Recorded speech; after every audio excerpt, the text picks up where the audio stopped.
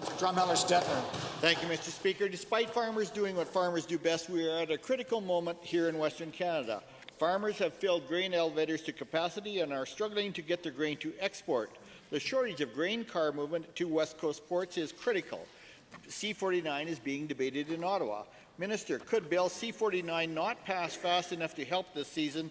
Does your government or AFSC have a plan in place to help farmers out should they find themselves in a financial shortfall this planting season? The Honourable Minister of Agriculture and Forestry. Thank you, Mr. Speaker, and the member for the question. He's very right that there's been a backlog in rail cars being able to get our products to market, to the port, not just grain, but lumber as well.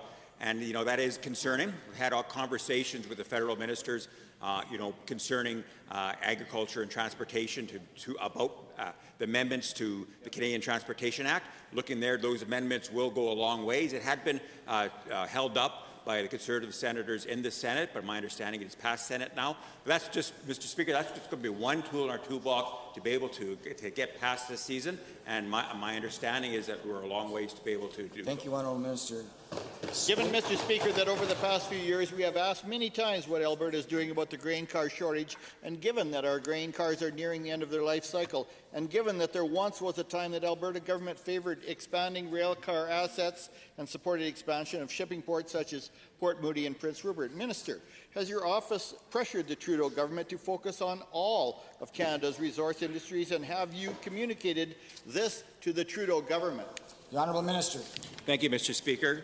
Again, the member's quite right. Our aging hopper cars right across the prairies is a fact, and we need to take some measures of this. I've had conversations with Mr. Garneau and Mr. McCulley, the federal government, on this issue, as well with the CEOs of CN and CP on what they're doing with their own car fleet. So yeah, we need to industry, all levels of government, industry, not only just rail but grain buyers as well, have all come together to ensure that we have the hopper cars that we need going into the future.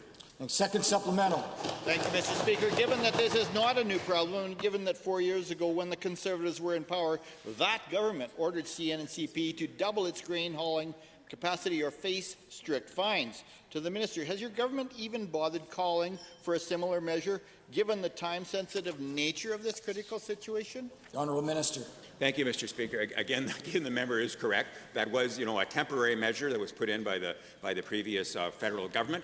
What this federal government is doing is implementing a lot of those changes into the Canadian Transportation Act, the amendments to that, which was commonly known as Bill C-49.